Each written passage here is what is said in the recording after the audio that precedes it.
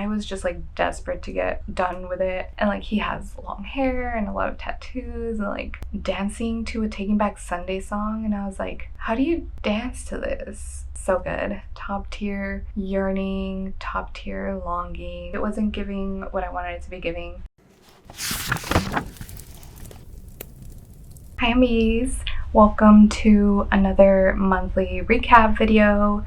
I am here to talk about all the books that I read in July, which was kind of a very busy reading month for me, but I will say that like 80% of the books that I read were audiobooks. I was blasting through the audiobooks this month, and then I read a couple of physical books as well, but then towards the last half of the month, I've been reading a book that has just taken me forever to read for some reason. I'm not enjoying it, but it's been like almost 3 weeks at this point, which is kind of crazy. I think I average about a week per book, and this is not even long. It's like less than 400 pages. It's the new Celia Moreno Garcia, not the newest one, but the one that was published last year, The Seven Veils of Salome. And yeah, I don't know why it's just taking me forever, but it's fine. I've been listening to a lot of audiobooks, like I said, and there were some really fun ones this month. I'm excited to talk to you about it. Let's just get into it. We're gonna start off the month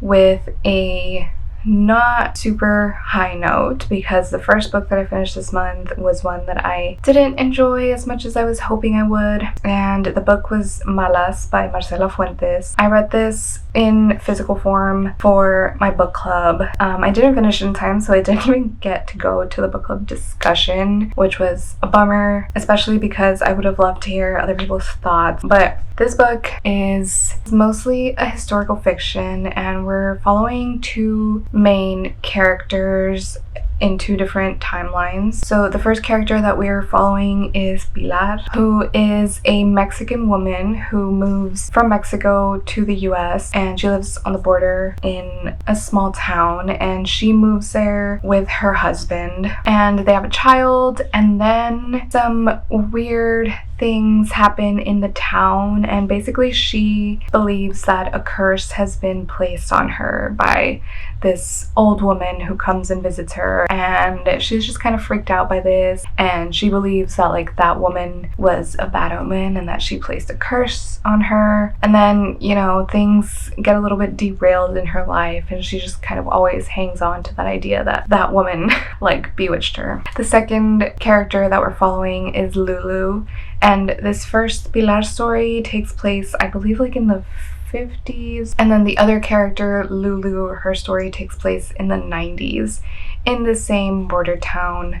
But Lulu is a teenage girl who is very independent, very spunky. She has like a rebellious spirit, and she lives with her dad, who is a single father. Her mom passed away, so she's being raised now by her dad, and they have a very complicated relationship. Her dad drinks a lot because he's depressed after her mother's passing, and she's just feeling very constricted, and she longs for like freedom and to just not be held back by this small town and by the rules that are placed on her. So those are like the two separate stories that we're following, and then they end up kind of intersecting, and we learn about like secrets that have been kept by the family from each other. And yeah, it gets a little messy, a little dramatic, but one of the reasons that this didn't work for me was that at the beginning of the novel, especially around Pilar's story, because she's the first character that we're introduced to, and once we learn about like this curse that she thinks has been placed on her, I thought we were going like the actual witchcraft route. I thought like, okay, this woman is a witch, she did put a curse on her. I was like, ooh, this is gonna get spooky and supernatural. but that's not where that went. I thought it might be a horror, I thought it might be a thriller, but it didn't end up being any of those things, and I was just left a little like confused and lost because it ended up being more of like a family generational saga. But I don't know, it started off strong and then it lost steam and then I was just like desperate to get done with it by the end of it, and yeah, it never recovered. It didn't stick the landing. It just kind of fell flat for me. I think the thing that I enjoyed the most was Lulu's story. She was a fun character and she was like very rebellious, like I said, and she was like kind of an angsty teen character that I related to in a lot of ways. I saw me as a teen in her in a lot of ways, and I enjoyed that there was like a lot of talk of border culture, and even though I think the town that this took place in was a fictional town, I don't think La Cienega really exists on the border of Texas and Mexico, but it felt rooted very much in like border town culture. It felt real, and I grew up in a border town, so I love like when that culture is represented well and infused in a story. So I enjoyed that aspect. And then there's a lot of talk of like Tejano music, and Lulu likes Tejano music. She also likes rock, and it's the 90s, so there's a lot of like specific references from that time when it comes to music. Like a Selena concert is like one of the big scenes of the novel, and that was really fun. So yeah, those were the strongest aspects of it. Another thing that I didn't love was that it was not a YA novel, but because Lulu is a big protagonist and she is a teenager, she's about to turn 15, it just felt very YA. And I was like, this maybe should be marketed as YA, because my expectations would have been a lot different if I went into it thinking it was going to be a YA, but kind of tricky because the other protagonist is a grown woman. So yeah, it was just weird juxtaposition with the two narratives. So yeah, I unfortunately just didn't love this one. It didn't really go anywhere, and I ended up giving it a 2.5 out of 5 stars. So not a great start to the month. I was looking forward to this book. It had been on my TBR and it was a little disappointing, hence like the pretty low score for me. Then I read The Wedding People by Alison Espach. I'm not quite sure if that's how you say her last name. This was an audiobook listen, and this is mostly contemporary lit fic with a little bit of romance. I went into it thinking this was just gonna be a straight up romance. It was a lot darker than I anticipated, just in its premise, and there are some trigger warnings, especially around depression and suicidal ideation. So just a warning, I will be talking about that, and that is one of the main themes of this book. But in the story, we're following a woman who books herself a solo stay at this quaint, charming New England hotel, and we learn that she's there because she plans to end her life there. She is recently separated from her husband after he left her for a colleague, and yeah, she's just like not feeling like her life is going anywhere. She's lost her will to live, and she is in her 40s, I believe. So yeah, she had like this full life with her husband, and that's gone now, and she's feeling directionless, and she's just planning on ending her life. And the way that she talks about it is like very kind of matter of fact and nonchalant. And yeah, so she's at this hotel, and that's her plan, and then her plans are derailed because she meets a woman who is also at this hotel for the weekend, and the woman that she meets, she thought she had booked the entire hotel for her wedding party. So her wedding is that weekend, and she's like, oh, are you a guest here? Like, are you my husband's family or my fiance's family? And she's like, no, I'm here because this is what I'm planning to do. And the bride is very distraught by this, and she's like, no, you can't do that this weekend. Like, you're gonna ruin my wedding. So our main character, Phoebe, her plans for the weekend are derailed by this wedding that's happening, and Lila, the bride, her wedding plans are derailed by Phoebe's plans. So the story just goes from there. Although obviously like the main themes and a lot of the things that are explored in the story through Phoebe's character are very dark and very serious. It's told in like a very humorous way, and Phoebe and the author is using humor as like a way to navigate through these themes, which may not be for everyone. It may seem a little callous or like they're treating these topics very lightly or as a punchline, but it didn't read to me in that way. And I am somebody who suffers from chronic depression. I have all my life, and like there have been moments through my depression where I have had ideations and dark thoughts like the ones Phoebe was having. And I found this to be, even though it sometimes was very like nonchalant in its tone, I didn't think it was treating it callously or with not enough care. I think that humor is just a very common coping mechanism, and I do think that because Phoebe had like this humorous and like unserious way of looking at her life, even though she was in a very dark spot, like that was kind of what ultimately helped her start seeing some spots of light through the dark. And you know, everybody deals with depression in their own way, so like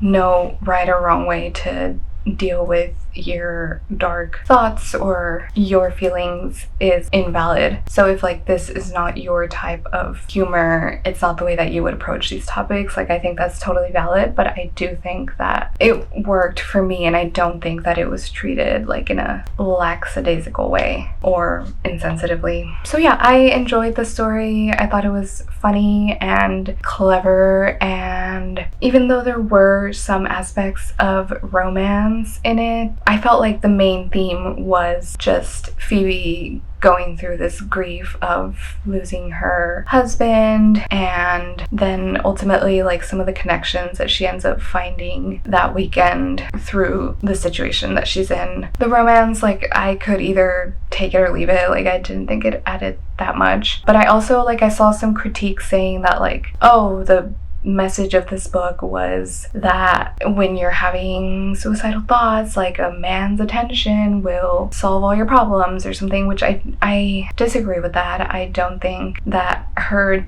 decisions had, like on the surface, I feel like it does seem like the romance played a part in her decisions moving forward, but at the core of it, I think it was just more about like human connection and like finding different ways to look at things, like looking at a situation from other people's perspectives and putting yourself in other people's shoes. So yeah, I think that's kind of like a very surface level read on it. But ultimately it was a very like self-indulgent, upper middle class, white people problems kind of book. I don't think like it really strayed from that, but it is what it is. It ended up kind of really charming me in a way of like a early 2000s rom-com where it's like there are some problematic characters, not a ton of diversity, but it's fun for what it is. Things that didn't work as well for me was like, I thought it was humorous, but like a lot of the times the characters, the way they spoke was very like quirky, and like they had a lot of one-liners, and like people, I don't know, they don't talk like this in real life, but I'll excuse it in my contemporary novel. And then the other thing is just like, I don't need COVID to be mentioned in any fictional setting where it's not necessary. Like it really was not necessary for the plot of this story at all, and it was mentioned a lot. And I'm like, I get it, like we're trying to set the scene, we're trying to understand in time and space where we are, but like we can just assume, we don't need to talk about it ad nauseum. So yeah, those were kind of my biggest pet peeves, but I liked it overall. It was a fun time, got through the audiobook pretty quickly. I gave this one 4 stars.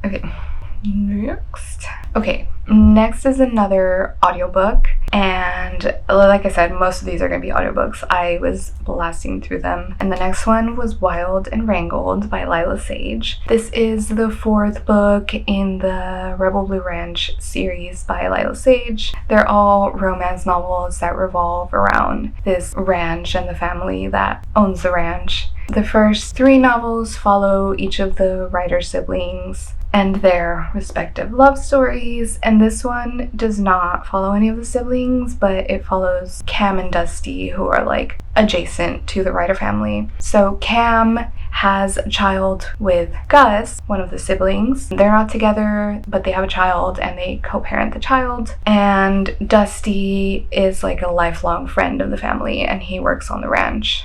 Dusty and Cam are high school sweethearts. And then, you know, as it happens, life gets in the way.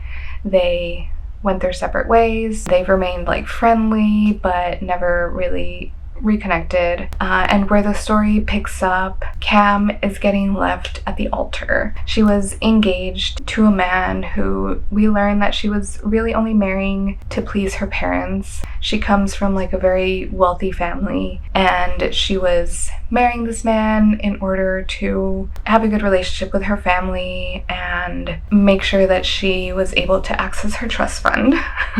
But she wasn't in love with this man, and he wasn't in love with her, and he ends up leaving. He doesn't go through with the wedding, so she's left to pick up the pieces. And who happens to be there to help her pick up those pieces?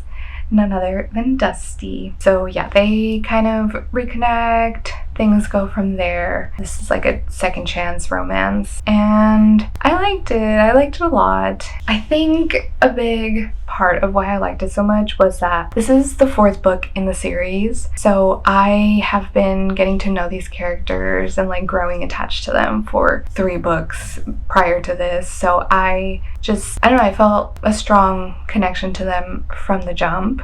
So I feel like that has a lot to do with why I enjoyed it so much.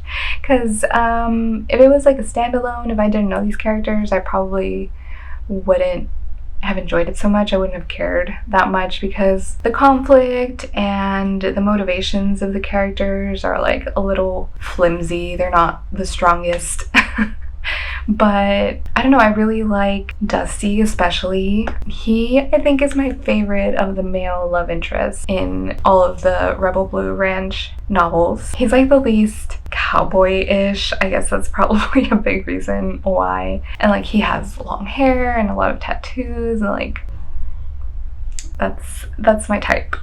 Also, I really liked that we finally get like a deeper story. We finally get to hear about Cam and Gus, how they ended up getting together and having a child accidentally. I feel like we even had like a whole story of Gus and like his own book dedicated to him, and we didn't really get to hear anything about Cam or how that happened. So I wanted the tea, and we finally got it. So thank you, Lila. And yeah, I actually usually I don't care for children in novels, and like whatever, they are always written in a way where I'm like, children don't think and say things like this. But I actually really like Riley, the child in this series, Gus and Cam's kid. She feels real, and I enjoy her. And I like the Gus and Cam co-parenting situation. Like, it's very idealistic, but like it makes it seem doable, and like it doesn't have to be complicated every time.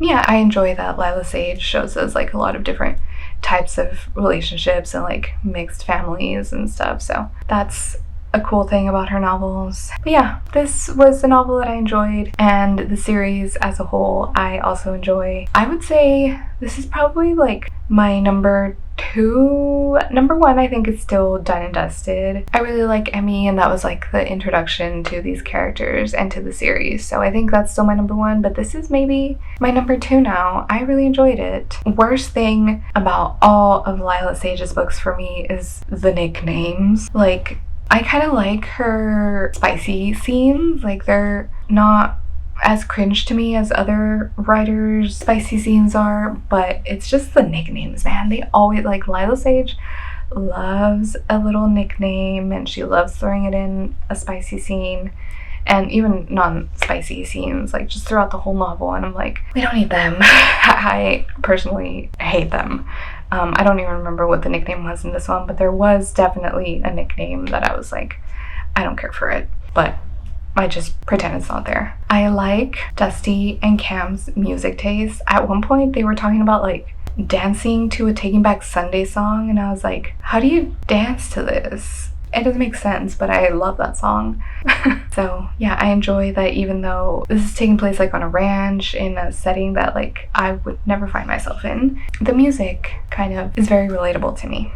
So I enjoyed this book, gave it 4 stars, and I'll miss the Rebel Blue Ranch series, but whatever Lila Sage puts out next, I'll probably be reading. Okay, next is my only other physical read this month, and it was The Possession of Alba Diaz by Isabel Cañas. It was a advanced copy. I think it comes out August 19th, so this month. I definitely would recommend picking it up when it comes out. I actually made a whole reading vlog about this book, so I won't go as in-depth in the recap. You can go watch that video if you're interested in hearing my thoughts as I was reading it, and then my thoughts overall when I finished. But this story, like other Isabel Cañas books, is a historical fiction horror romance book. Kind of a crazy combination of genres, but Isabel Cañas just does it so well, and she worked her magic once again with this one. This one follows Alba, who is a Mexican woman in the 1700s in Zacatecas. She is the daughter of wealthy merchants in Mexico,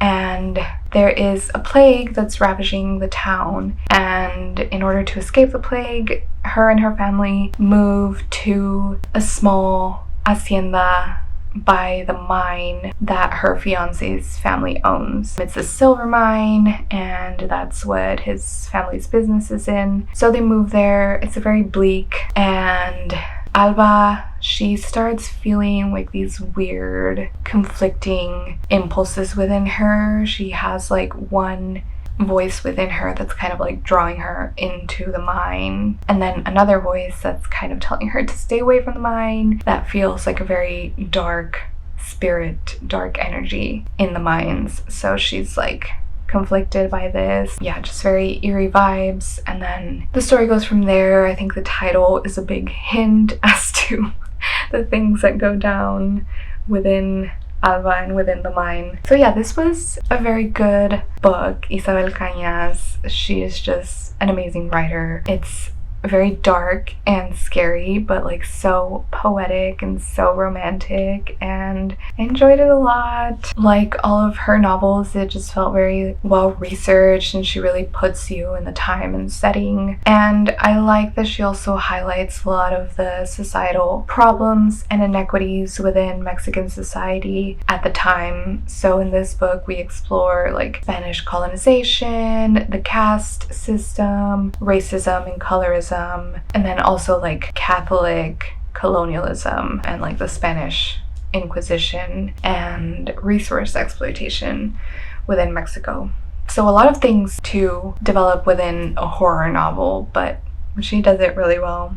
And like her other books, the romance is also so good. Top tier yearning, top tier longing, top tier stolen glances, and I really enjoyed it. My critiques of this book would be that it felt like it took a little long to set up and really get going, and then I feel like some character development, especially around Elias, was sacrificed for some scenes that felt a little repetitive at times. I just wish we could have gotten more of Elias's backstory because it sounded very interesting and intriguing, and I would have loved to spend more time exploring that. But yeah, ultimately I really enjoyed this book. Isabel Cañas is still one of my all-time favorite authors. I think Vampires of el Norte is still #1 of her novels for me, but I think this one and The Hacienda are pretty much at the same level. This one might edge out The Hacienda a little bit for me actually. But yeah, really enjoyed this. Gave it 4 stars. Full reading vlog is available if you're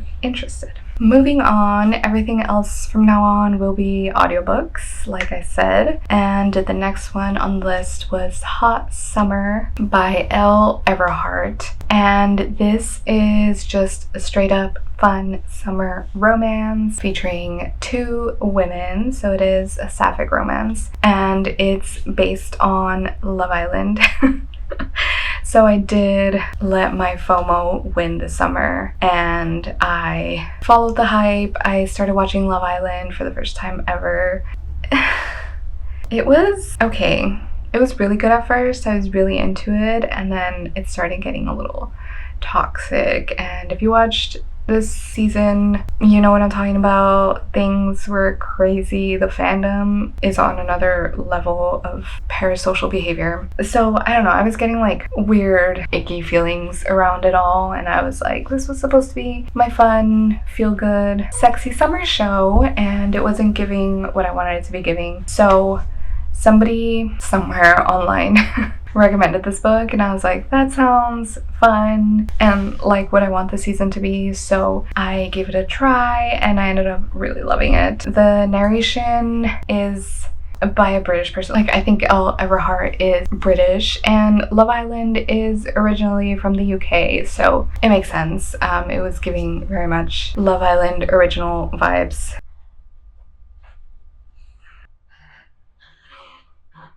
The dogs are fighting in the background. Okay, I think they're done fighting, but please excuse any background dog noises that you may hear. As I was saying, this was just like a very fun, sexy rom-com. There was nothing groundbreaking, revolutionary about it, but I enjoyed it a lot because I was riding that Love Island high. It's very Love Island, like it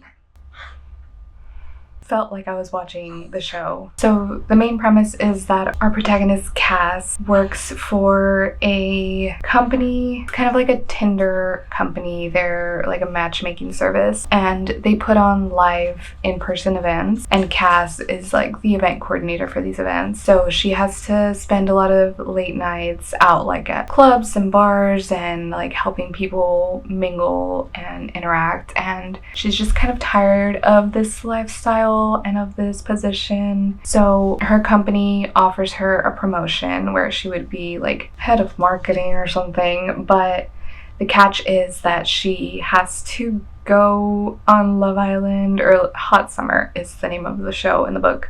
She has to go on Hot Summer as a contestant, like undercover, to gain some notoriety. She's basically in it for the clout, but it's part of her contract with work. And like her company has somehow worked out a contract with Hot Summer production. And it's a little far-fetched, as these romance novel plots usually are, but whatever, you just have to suspend your disbelief a little bit. And like, let's not get it twisted, people of course go on these shows just for clout, so that wasn't far off. But yeah, that's the main premise, is that she's in it for the promotion, for her job. She's not really expecting to make any real connections, but, you know, a wrench is thrown in her plans when she meets Ada, who's another one of the female contestants, and they connect and things go from there. But yeah, it was, besides that, very straightforward. I really enjoyed it. I really enjoyed the idea of like the straightest reality dating show ever to have like this fun little gay twist. And it wasn't even a big deal on the show in the book. And I was like, see, it's not that hard. They make it like sound way more complicated than it would be to have gay Love Island or like gay reality dating shows. Like, it's not that complicated. We can make it happen. Let's make it happen in real life. I enjoyed this. There's not much else to say. It was just a fun, sexy time, and I gave it 4 stars.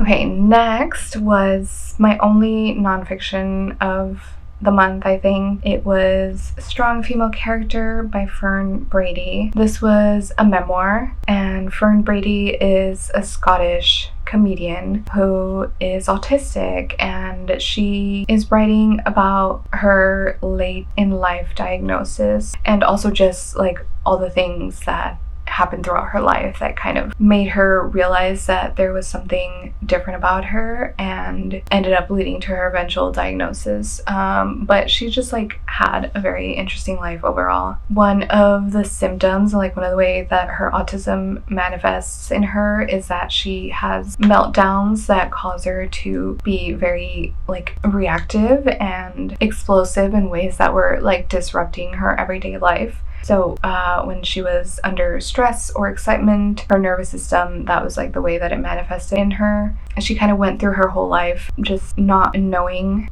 what was causing this. And yeah, her parents didn't really know how to deal with it. She has like a complicated relationship with them.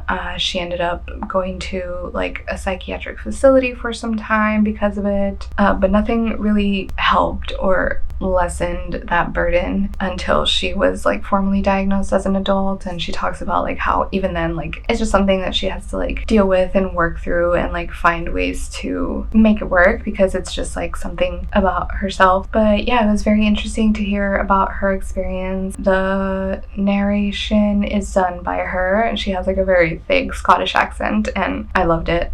She is a comedian and she's very like deadpan and like a little abrasive at times, which is probably due to like a combination of her autism and her being Scottish. So that is a very interesting combination, and she's very funny. But she does talk about how like sometimes she's just like dead ass and people just assume that she's being funny, and she's like, whatever, like I wasn't joking, but if you that works, then might as well use it.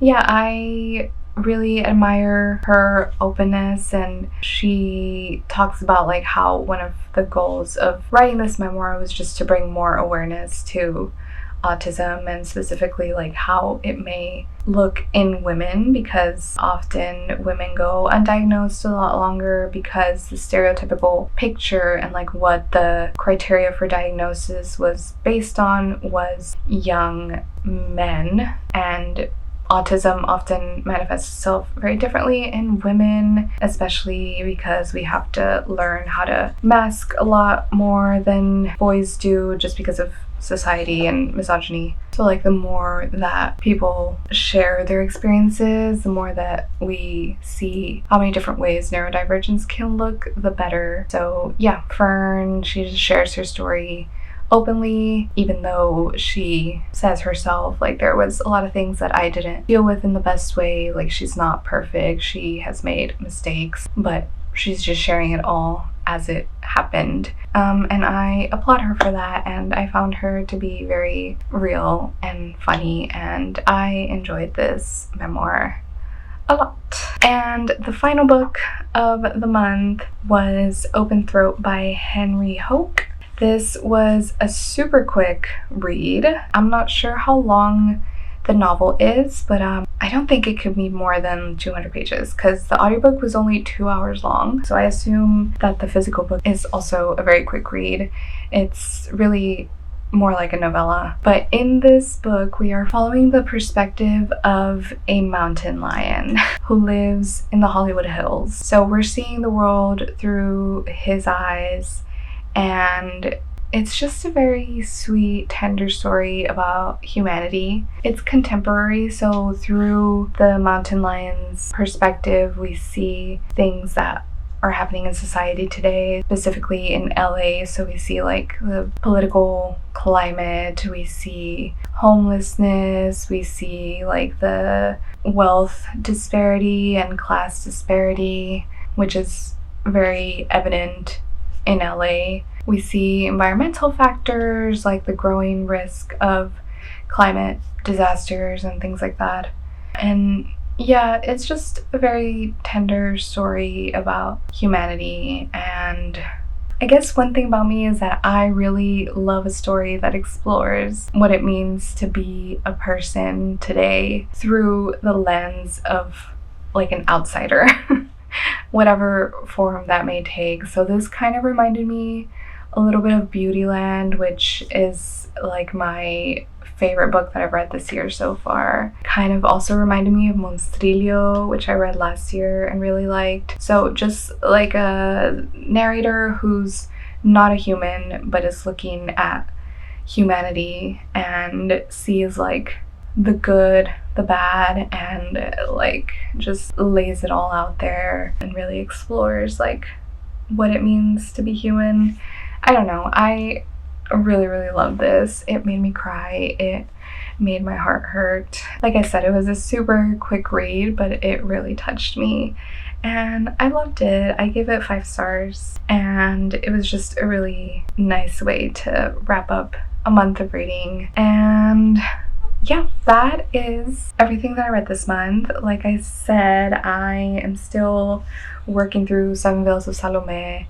I think I'm gonna finish it soon. I would have loved to include it in this wrap up, but I still have a few chapters left at this point, so it'll be in next month's wrap up. But I have some very exciting things that I'm reading besides the Silvia Moreno Garcia book next month. So yeah, but I also have a lot of other things outside of reading that I'm doing, so it might not be super jam-packed, but it'll be a fun one. Summer has been nice, not as hot as it usually is, but it's fine. I don't need to talk about the weather in all of these wrap-ups. I feel like I'm always talking about the weather. That's it for July. Thanks for being here. I hope you have had a great month and a great summer so far. Would love to hear what you've been reading. If you have any thoughts about the ones that I read this month, would love to hear them down below. Yeah, thanks for being here, and I will catch you in the next one. Bye, amiguis. Come here. Come here, you little pea. Say bye. Bye.